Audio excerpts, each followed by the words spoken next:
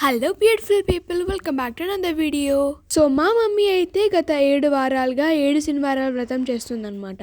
ఈ సాటర్డే వచ్చేసి ఇది 7th వీక్ అన్నమాట. సో ఈ సాటర్డే తన ఈ వ్రతాన్ని ముగిస్తుంది. సో ఈ వ్రతం చేయడానికి అయితే 7 పిండి దీపాలు, 7 రకాల ప్రసాదాలు, పళ్ళు అన్ని రెడీ చేసి పెట్టుకున్నాము. ఈ వ్రతం చేయడానికి పిండి దీపాలు బియ్యం పిండితో చేస్తారనమాట. ఈసారి అయితే మా నాన్న చేశారు అండ్ వాటిని ఇంకా డెకరేట్ చేయడానికి నేనైతే వాటికి నామాలు పెట్టానన్నమాట.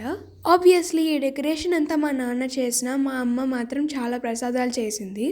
ఈ 7 వారాలు మనం ఇలా పిండి దీపాలతో 7 కొండల వారికి పూజ చేస్తే ఏం కోరుకున్నా ఆ కోరిక నెరవేరుతుందని నమ్ముతారు. సో ప్రతి శనివారం మా మమ్మీ అయితే ఈ పూజను చేస్తుంది. ఈ వీక్ అయితే లాస్ట్ వీక్ అనమాట. శ్రీ వెంకట నివాసాయ శ్రీనివాసాయ మంగళం. గోవింద హరి గోవింద గోకుల నందన గోవింద వామన గురురామ గోవింద బలరామ